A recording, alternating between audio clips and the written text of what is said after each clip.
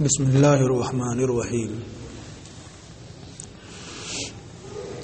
ولیکن بشرط ان یکون الابتغاء صحیحا حتی لو کان بالنکاح الفاسد یجب التراخی الی الوطء بالاجماع۔ اس سے پہلے کے درس میں میں نے یہ کہا ہے کہ ہمارے ائمہ کے نزدیک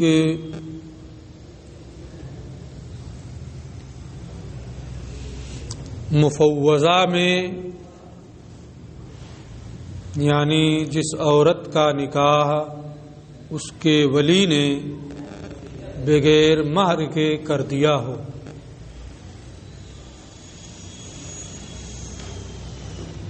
نفس عقد ہی سے عقد ذمہ نفس عقد ہی سے ذمہ میں مہر واجب ہو جاتا ہے۔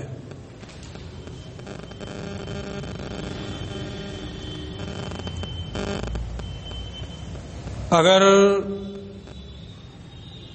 زوجین میں سے کوئی ایک وطی اور مقاربت سے پہلے انتقال کر جائیں یا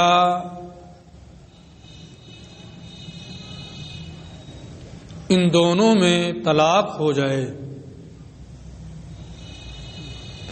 تو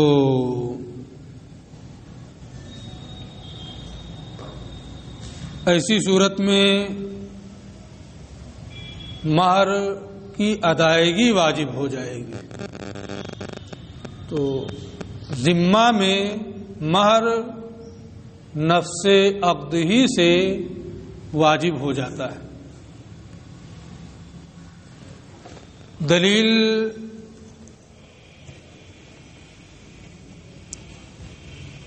جو انہوں نے ذکر کی تھی وہ آیت کریمہ احل لکم ما وراء ذالکم ان تبتغوا باموالکم کے ذریعے سے کہ ابتغاء بالمال مال کے ذریعے سے طلب کرنا ہے، مال سے خالی نہیں ہونا چاہیے کیونکہ ابتغاء یہ لفظ خاص ہے،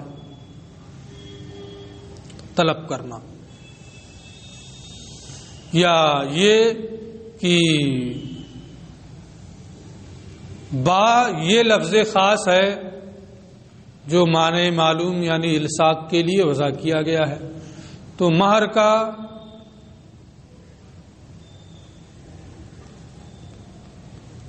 اس کے ساتھ الصاق ضروری ہے،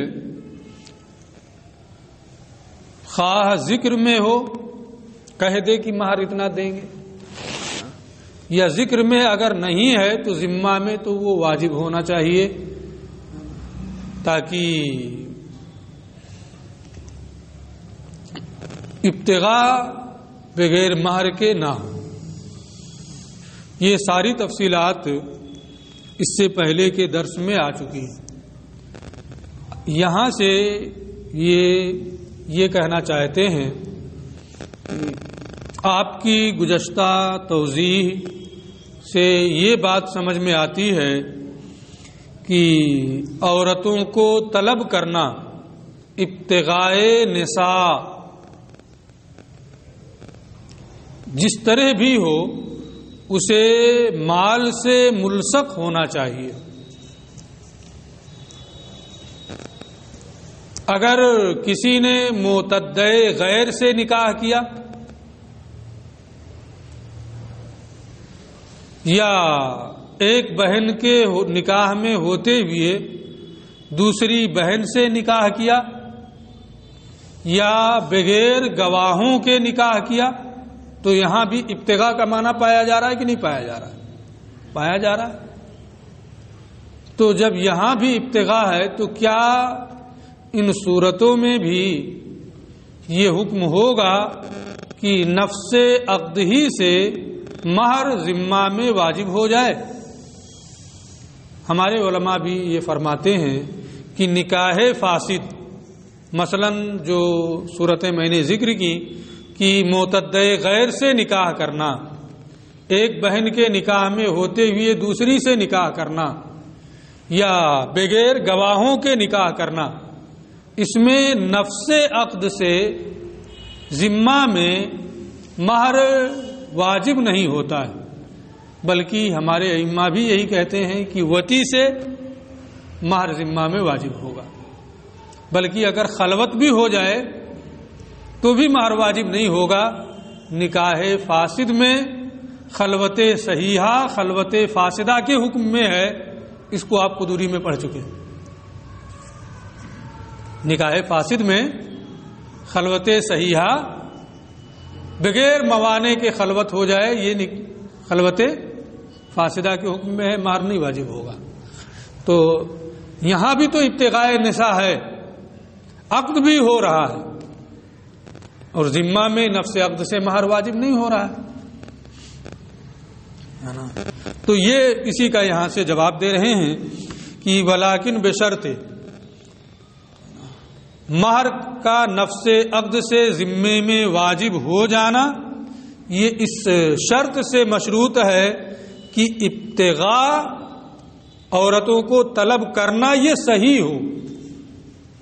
اگر ابتغاء نساء یہ صحیح ہی نہیں ہے، فاسد ہے، تو ایسی صورت میں نفس عقد سے مہر ذمہ میں واجب نہیں ہوگا، لیکن اس شرط کے ساتھ کہ ابتغاء صحیح ہو، حتی لو کان بالنکاح الفاسد، یہاں تک کہ اگر ابتغاء نساء یہ نکاح فاسد کے ذریعے ہو، یجب التراخی الی الوطء بالاجماع، تو اس صورت میں وتی کی طرف مؤخر کرنا بالاجماع واجب ہے، یعنی جب وتی کر لے گا تو مہر واجب ہوگا۔ میں شاید اسی کتاب کو پڑھاتے ہوئے، اور اگر اس کو پڑھاتے ہوئے نہیں تو قدوری میں تو آپ نے پڑھا ہوگا کہ وتی عقر اور عقر دونوں سے خالی ہو، یہ نہیں ہو سکتا ہے، دونوں میں سے کوئی ایک ضرور ہوگی۔ شرح وقایہ پڑھاتے ہوئے بھی میں نے یہ کہا ہے نا، یعنی یا تو حد قائم کی جائے گی یا مہر دینا پڑے گا۔ یہاں شوہر نے وتی کی، نکاح فاسد ہے، تو یا تو آپ یہ کہیں گے کہ نکاح فاسد تھا، وتی کیا، اس لیے اب اس پر حد زنا قائم کی جائے، لیکن شبہ نکاح تو ہے نا، اس لیے حد ساقط ہو جائے گی۔ الحدود و تندرو بالشبہات، حدود شبہات سے ساقط ہو جاتے ہیں۔ تو جب یہ حد سے خالی ہے تو اب یہ بھی نہیں کہہ سکتے کہ اب مہر بھی نہیں دینا پڑے گا، اس لیے وتی کر چکا ہے نکاح فاسد میں تو مہر تو دینا پڑے گا، لیکن وتی سے پہلے نکاح ہی صحیح نہیں ہے، ابتغاء ہی صحیح نہیں ہے، تو مہر دینا نفس عقد کی بنیاد پر لازم نہیں ہوگا۔ ہاں اگر ابتغاء صحیح ہو تو اب اسے مال سے ملصق ہونا چاہیے، خواہ ذکر میں یا ذمہ میں۔ وقضا، ایک صورت تو یہ ہو گئی کہ اگر ابتغاء فاسد ہے تو بالاجماع لزوم مہر کو وتی تک مؤخر کریں گے، اور اگر ابتغاء نکاح کے طریقے پر نہ ہو، نہ نکاح صحیح نہ نکاح فاسد، آشنا بناتے ہوئے ہو، تعلق جوڑتے ہوئے ہو، تو اب ایسی صورت میں نہ وتی سے مہر لازم ہوگا اور نہ ہی آپس میں بات چیت کرنے سے کچھ بھی لازم نہیں ہوگا۔ وَقَذَا لَوْ كَانَ هَذَا الْابْتِغَاءُ، یوں ہی اگر یہ طلب کرنا ابتغاء نساء لا بطریق النکاح، نکاح کے بغیر ہو، نکاح کے ساتھ نہ ہو، بل بطریق الاجارہ، اجارہ کے طریقے پر ہو جو باطل ہے، عورت کو اجارے پر رکھنا کہ اس سے اتنے دن تک فائدہ اٹھائے گا اور اتنا روپیہ دے گا، یہ صحیح نہیں، یہ زنا، بل بے طریق الاجارہ، بلکہ اجارہ کے طریقے پر ہو یا متاع کے طریقے پر ہو.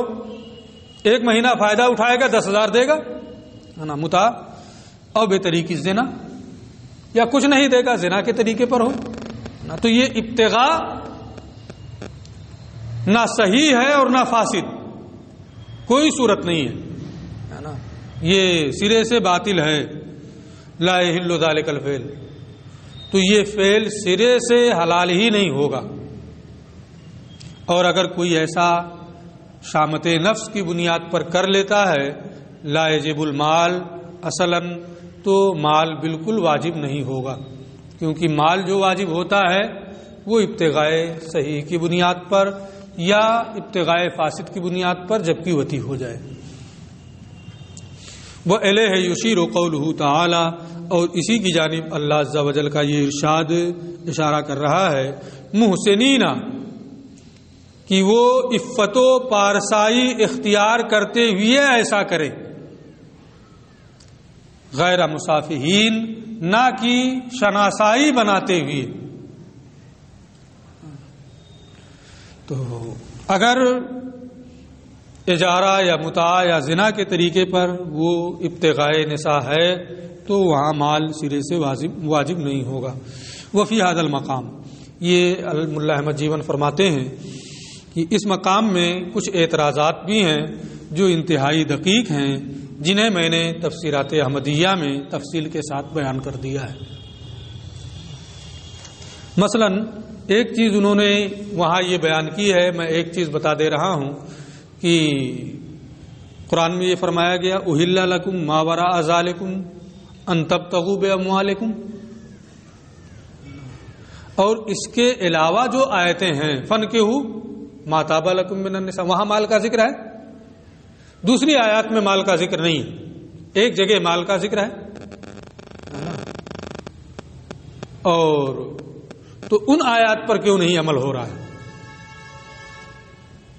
تو اس کا جواب ہمارے فقہا کی طرف سے یہ ہے، بہت اختصار میں کر رہا ہوں، اس کا جواب یہ ہے کہ اگر حادثہ واحدہ ہو، واقعہ ایک ہو اور اس میں اطلاق اور تقیید دونوں ہوں، ایک جگہ مطلق ہو ایک جگہ مقید ہو، تو اس مطلق کو بھی مقید پر محمول کیا جاتا ہے. مطلق اپنے اطلاق پر جاری ہوتا ہے، یہ صحیح ہے، لیکن اگر ایک ہی حادثے میں ایک ہی واقعے میں 2 طرح کی چیزیں ہوں، ایک مطلق اور ایک مقید، تو اس مطلق کو بھی اسی مقید پر محمول کیا جاتا ہے. اس لیے اگرچہ وہ آیات مطلق ہیں لیکن یہاں ابتغاء بالمال کی قید ہے تو وہ مطلق بھی اسی قید کے ساتھ مقید ہوگا. ٹھیک ہے. اب وہ تیسری چیز وَكَانَ الْمَهْرُ مُقَدَّرًا شَرْعًا غَيْرَ مُضَافٍ إِلَى الْعَبْدِ، اور خاص اپنے مدلول و مفہوم کو قطعی اور یقینی طور پر شامل ہوتا ہے، اس لیے مہر کی مقدار اقل مقدار شرعاً مقدر ہے، اس کی تقدیر بندوں کے حوالے نہیں ہے، اس کی تقدیر و تعین ہے نا بندوں کے حوالے نہیں ہے کہ وہ جو چاہے مقرر کر لے اقل مہر، بلکہ اقل مہر یہ شرعاً متعین ہے، مقرر ہے، مقدر ہے، بندے کا اس میں کوئی دخل نہیں. کیسے؟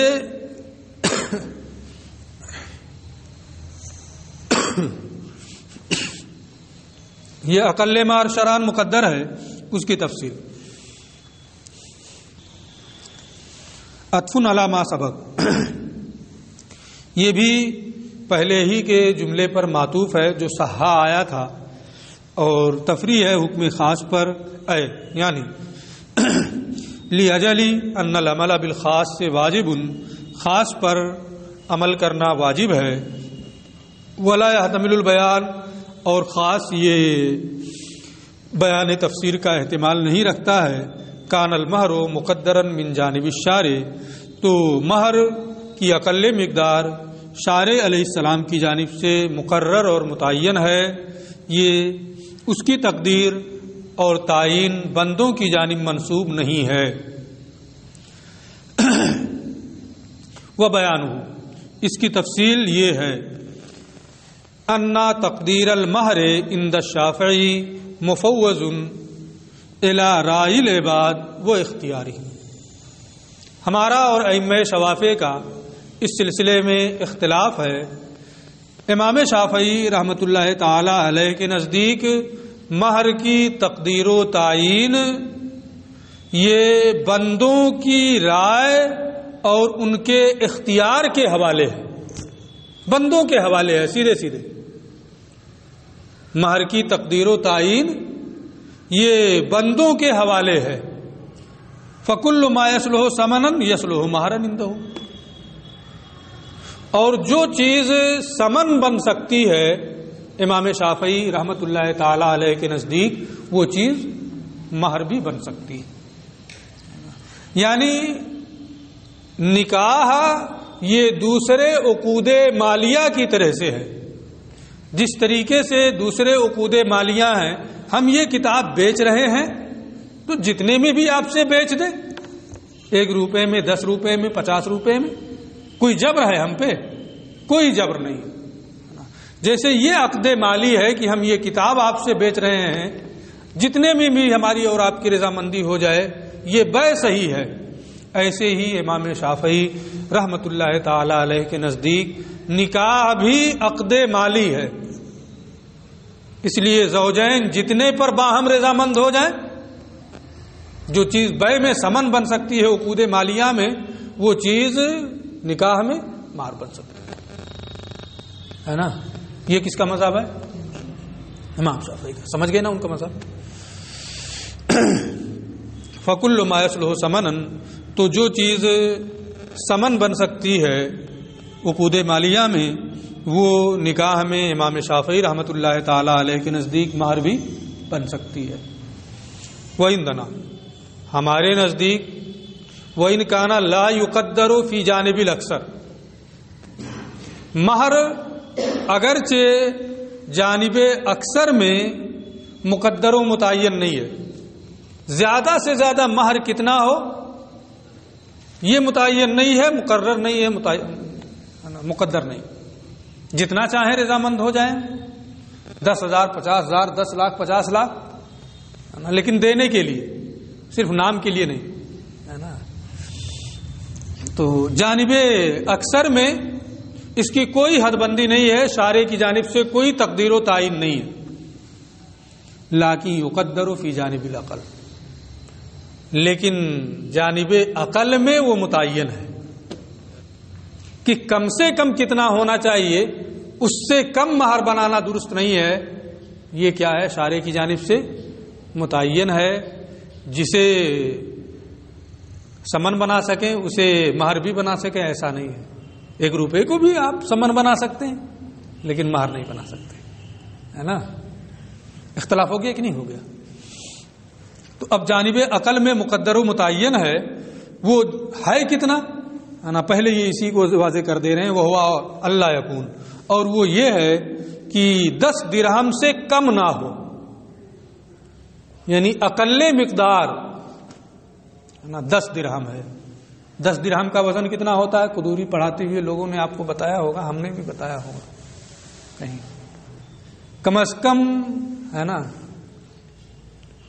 تھوڑا سا کم و بیش 33 گرام، کچھ کم و بیش 33 گرام ہے نا۔ اس کو یاد رکھیے گا، بار بار ضرورت پڑتی ہے، پھر بار بار کوئی نہیں بتائے گا۔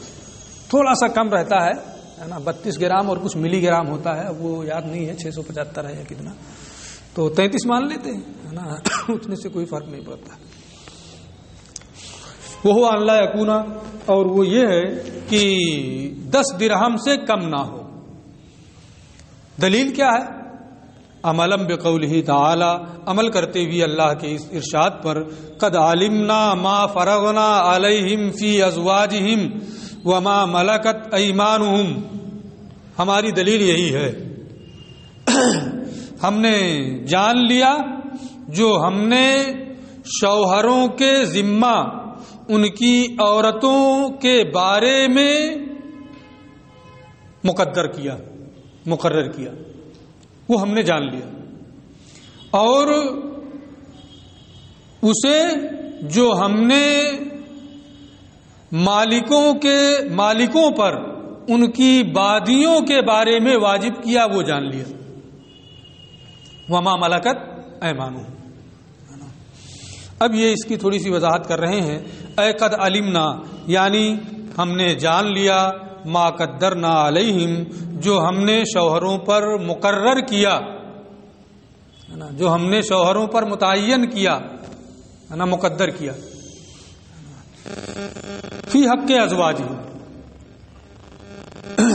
ان کی بیویوں کے حق میں، یعنی شوہروں کے ذمہ میں کیا ہے مقدر وہ ہم جانتے ہیں، عورتوں کو کیا دینا ہے وہ مقدر ہے، متعین ہے،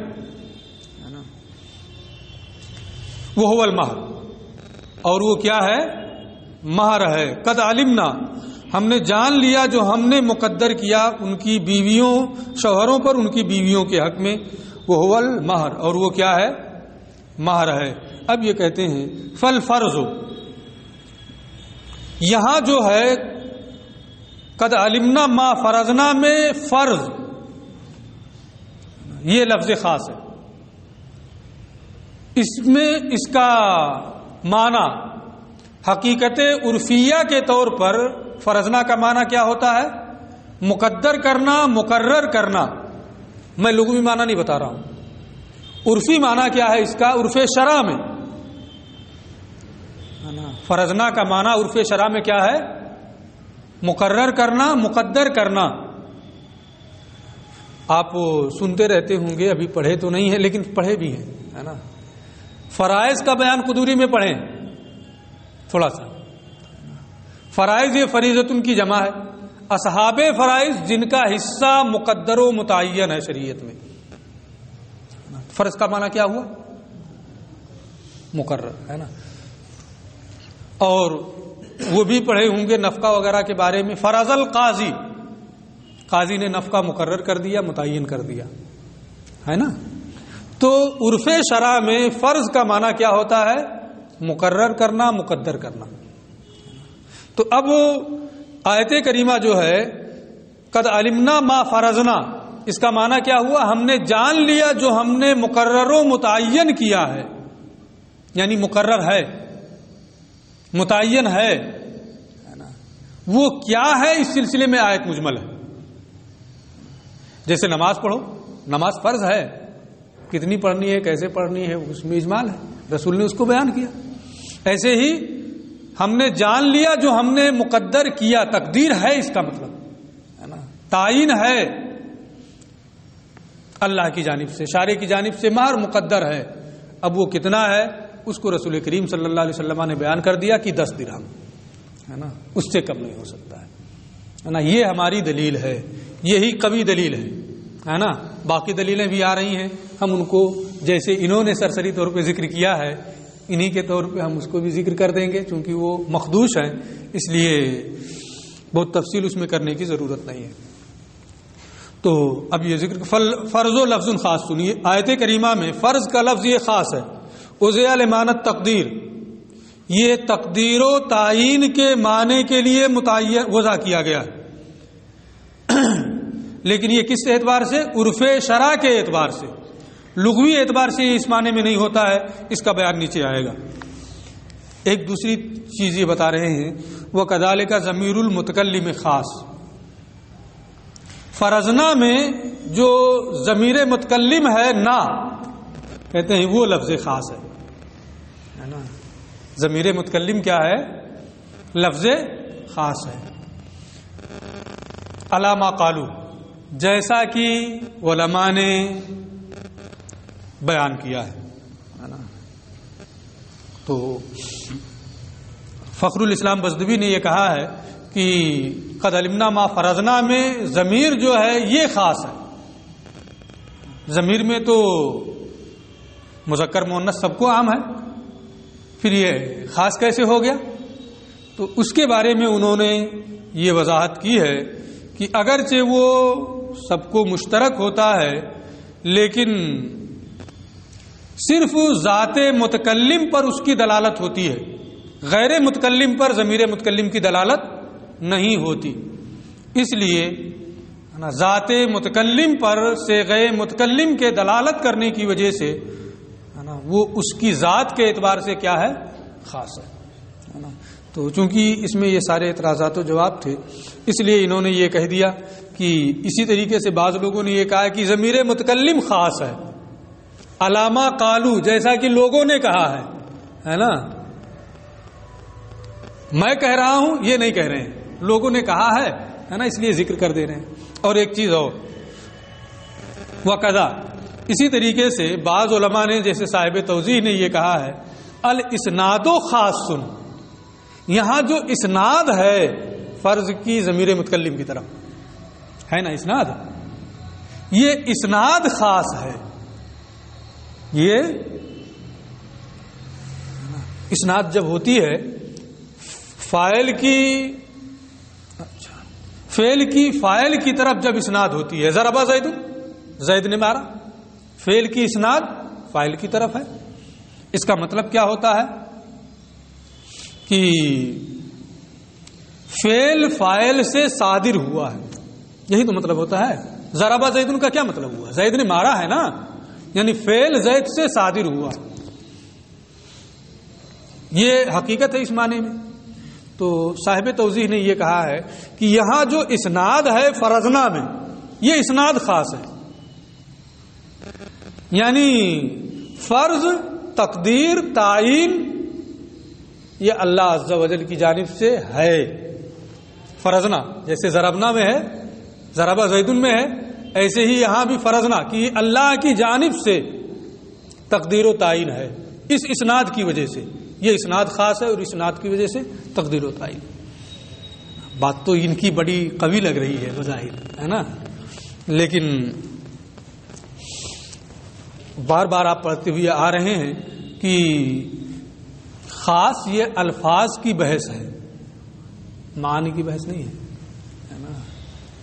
اسناد تو یہ لفظ کے قبیل سے ہے ہی نہیں، اس لیے یہاں سے یہ کہاں سے خاص بن گیا ہے نا۔ اس لیے یہ کہتے ہیں کہ یہ اپنے آپ کو نہیں کہہ رہے ہیں کہ اسناد خاص ہے، بلکہ ان کی طرف اس کو کر دیا وقد الاسناد خاص، اور اسی طریقے سے اسناد خاص ہے اندہ صاحب توضیح، صاحب توضیح کے نزدیک ہے نا، انہوں نے کہا ہے نا، کہا ہے، اس لیے ہم اس کو ذکر کر دے رہے ہیں، تفصیل وغیرہ میں نہیں جائیں گے۔ فعلما، یہاں سے پتا چلا، یعنی قد علمنا ما فرضنا، یعنی ما قدرنا، جو ہم نے متعین کیا ہے، مقدر کیا ہے، وہ ہم نے جان لیا۔ لفظ فرض خاص ہے تقدیر و تعین کے معنی میں، اس لیے مہر یہ مقدر ہے، متعین ہے۔ یہ کہ فعلما، یہاں سے معلوم ہو گیا ان المہر مقدر فی علم اللہ تعالی، کہ مہر یہ مقرر اور مقدر ہے علم الہی میں، کیونکہ اللہ نے ارشاد فرمایا ہے فرضنا، اور اب وہ کتنا ہے اس سلسلے میں وہ مجمل ہے، اس لیے وقت بینہ النبی صلی اللہ علیہ وسلم بقولہ لا مہر، اور نبی کریم نے اس مقدار کو اپنے اس قول سے بیان کر دیا کہ مہر کی مقدار کم سے کم 10 درہم ہے نا۔ تو اجمال ہے، خاص میں اجمال ہو سکتا ہے، پھر اس کا بیان آ جائے، بیان تفسیر کا احتمال نہیں ہے نا، اجمال ہو اس کا بیان آئے، یہ ہو سکتا ہے۔ تو یہاں مقدار میں یہ آیت کریمہ مجمل تھی، نبی کریم صلی اللہ علیہ وسلم نے اس کو بیان کر دیا، اس لیے مہر کی کم از کم مقدار 10 درہم ہے۔ یہ تو ایک دلیل ہو گئی۔ اب اس کے بعد ایک دوسری دلیل کو بھی ازراہ تنزل یہ ذکر کر رہے ہیں، اور اسی طریقے سے ہم اس کو قطع ید پر قیاس کرتے ہیں۔ عورت کی بزا ایک عضو ہے، اس کی شرمگاہ ایک عضو ہے، اگر کوئی چوری کرے 5 پیسہ 2 روپیہ، ہاتھ کاٹا جائے گا۔ ہاتھ کاٹنے کے لیے کہ کم از کم 10 درہم کی مقدار میں وہ مال چوری کرے تو اس کا ہاتھ کاٹا جائے گا۔ تو ایک عضو کی قیمت جو رکھی گئی 10 درہم قطع ید میں، چوری کرنے میں، اور عورت کی شرمگاہ بھی ایک عضو ہے، لہذا جیسے وہاں ایک عضو کے لیے 10 درہم ہے، یہاں بھی 10 درہم رہے گا. تو یہ قیاس کے طریقے پر ہے. وَقَذَا نُقِيسُهُ عَلَىٰ قَطْعِ الْيَدِ، اور یوں ہی ہم اسے قطع ید پر قیاس کرتے ہیں. لِأَنَّهُ أَيْضًا عِوَضُ 10 دراہم، کیونکہ قطع ید بھی 10 درہم کے عوض ہوتا ہے، اس سے کم پر ہاتھ نہیں کاٹا جاتا ہے. جیسے یہ ایک عضو ایسے وہ ایک عضو، لہذا دونوں میں 10 درہم رہے گا. فالتقدیر خاص، تو آیت کریمہ میں تقدیر کا لفظ یہ خاص ہے. وَإِنْ كَانَ الْمُقَدَّرُ مُجْمَلًا، اگرچہ مقدار میں مجمل ہے کہ کتنی ہے وہ مقدار، محتاجًا إِلَى الْبَيَانِ، جس میں بیان کی حاجت ہے. وَهَذَا، جو میں اوپر کہہ رہا تھا کہ تقدیر و تعین کے معنی میں فرض، یہ کیا ہے؟ حقیقت عرفیہ ہے، عرف شرع میں یہ اس معنی میں آتا ہے نا، اسی کو یہ یہاں سے ذکر کر رہے ہیں. وَهَذَا فِي اصطلاح الفقہاء، یہ فقہا کی اصطلاح ہے کہ وہ تقدیر و تعین کے معنی میں ہوتا ہے. جیسے میں نے مثال دی فرض القاضی کی، میں نے مثال دی فرائض کی، کہ وہ تقدیر و تعین کے معنی میں. وَأَمَّا فِي اللُّغَةِ، لیکن لغوی معنی فَهُوَ حَقِيقَةٌ فِي الْإِيجَابِ وَالْقَطْعِ، تو فرض کا لغوی معنی ہوتا ہے واجب کرنا، ایجاب اور قطع، یہ اس کا کیا ہے؟ لغوی معنی ہے. ولہذا، اسی وجہ سے لغوی معنی کا اعتبار کرتے ہوئے امام شافعی رحمۃ اللہ تعالی علیہ نے فرمایا ہے ان الفرض ہا ہونا بمعنی الایجاب، یہاں قد علمنا ما فرضنا میں فرض ایجاب کے معنی میں ہے. قرینہ ایجاب کے معنی میں ہونے کا یہ کہتے ہیں دو قرینے ہیں. پہلا قرینہ کہ فرض یہاں الا کے واسطے سے متعدی ہے، فرض یہاں الا کے واسطے سے متعدی ہے، اور جب فرض الا کے واسطے سے متعدی ہو تو وہ اوجبہ کے معنی میں ہوتا ہے. فرضا علیہ، اس پر واجب کیا. کس معنی میں ہوتا ہے؟ واجب کرنے کے معنی میں ہوتا ہے. تو یہ کہتے ہیں الا کے ذریعے سے متعدی ہونا فرض کا، یہ اس بات کا قرینہ ہے کہ یہاں فرض کس معنی میں ہے؟ ایجاب کے معنی میں. ایک قرینہ ہو گیا. وَأَطْفُ مَا بِقَرِینَةِ تَعْدِیَتِهِ بِأَعْلَى وَأَطْفُ مَا مَلَكَتْ أَيْمَانُهُمْ عَلَى أَزْوَاجِهِمْ، اور دوسرا قرینہ یہ ہے کہ ما ملکت ایمانہم کو ازواجہم پر عطف کیا گیا ہے.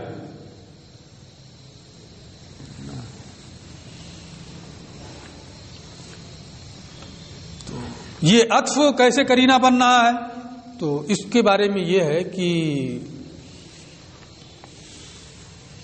قد علمنا ما فرضنا علیہم فی ازواجہم وما ملکت ایمانہم، شوہر اپنی بیوی کو تو مہر دیتا ہے، کیا آقا اپنی باندی کو بھی مہر دیتا ہے؟ قرآن میں کیا کہا گیا؟ ہم نے جان لیا جو ہم نے فرض کیا شوہروں پر ان کی بیویوں کے بارے میں اور ان کی باندیوں کے بارے میں. تو اگر فرض کو تقدیر کے معنی میں لیں گے کہ مہر مقدر ہے، تو اس کا معنی کیا ہوگا؟ کہ عورت کو بھی مہر دینا ہے، باندی کو بھی مہر دینا ہے. حالانکہ باندیوں کے ذمہ، باندیوں کی بنیاد پر آقا پر مہر نہیں ہے.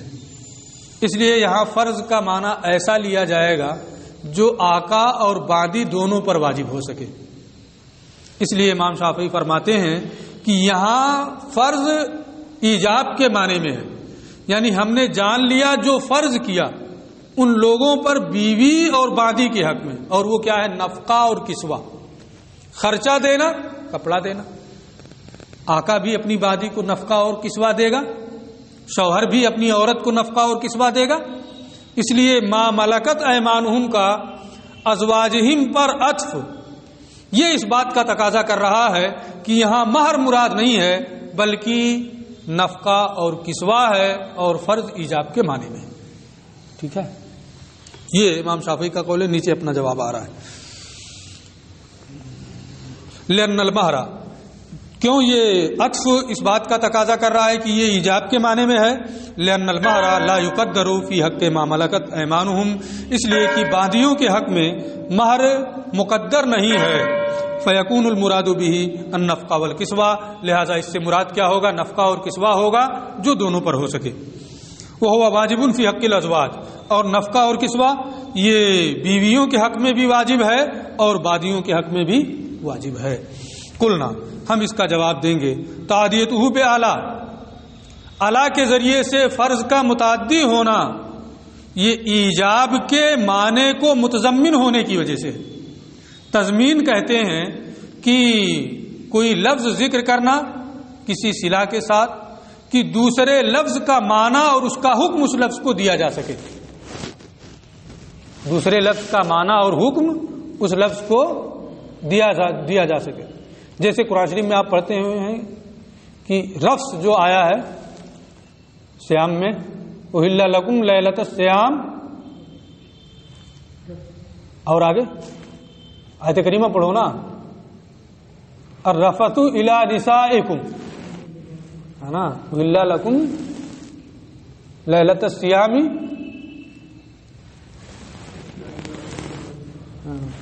تو اس میں رفث کا لفظ آیا ہے کہ جمع کر سکتے ہیں، ہے نا. رمضان کے مہینوں میں اپنی عورت سے آدمی جمع کر سکتا ہے نا. رفظ یہ الا کے ذریعے سے متعدی نہیں ہوتا، لیکن اس رفظ کو افضتو، افضا کے معنی میں لینے کے لیے ہے نا یہ کہا گیا الرفث الی نسائکم، تاکہ دونوں کا معنی اس کے ذریعے سے ادا ہو جائے. تو تضمین کہتے ہیں کسی لفظ کو کسی صلہ وغیرہ کے ذریعے سے متعدی کرنا دوسرے لفظ کا معنی اور حکم اس لفظ کو دینے کے لیے. تو یہ کہتے ہیں کہ یہاں فرض کا جو تعدیہ اعلی کے ذریعے سے ہے یہ اس لیے تاکہ اس میں ایجاب کا معنی بھی آ جائے. اور آیت کریمہ کا اس صورت میں معنی یہ ہوگا کہ قد علمنا ما فرضنا علیہم ما فرضنا موجباً علیہم فی ازواجہم، جو ہم نے مقدر کیا ان پر واجب کرتے ہوئے. تو اب فرضنا میں دونوں کا مفہوم پایا جا رہا ہے، تقدیر کا بھی اور ایجاب کا بھی. قلنا، ہم اس کا یہ جواب دیں گے کہ اعلی کے ذریعے سے اس کا متعدی ہونا یہ ایجاب کے معنی کو متضمن ہونے کی وجہ سے ہے. وعطف ما ملکت ایمانہم، اور ما ملکت ایمانہم کا عطف یہ دوسرے فرضنا کو مقدر مان کر کے ہے. یعنی پوری تفصیل یہ ہے ما فرضنا علیہم فی ما ملکت ایمانہم الا ان یکون ھذا، یعنی جو ہم نے فرض کیا شوہروں پر ان کی باندیوں کے حق میں اس طور پر کہ اس کا یہ معنی ہو کہ اوجبنا، یعنی جو ہم نے واجب کیا. والاول بمعنی قدرنا، تو پہلا فرضنا جو ہے وہ قدرنا کے معنی میں ہے، اور دوسرا جو ما ملکت ایمانہم ہے وہ اوجبنا کے معنی میں. یعنی تقدیری عبارت ہے قد علمنا ما فرضنا موجبا علیہم فی ازواجہم وما اوجبنا علیہم فی ما ملکت ایمانہم. تو دوسرے میں ما ملکت ایمانہم سے پہلے ایک قدرنا مقدر مانیں گے، وہ اوجبنا کے معنی میں ہے، اور پہلا والا فرض جو ہے وہ تقدیر کے معنی میں ہے. الا کے ذریعے سے اس کا متعدی ہونا یہ تضمین کی وجہ سے ہے. باقی تفصیل کریں.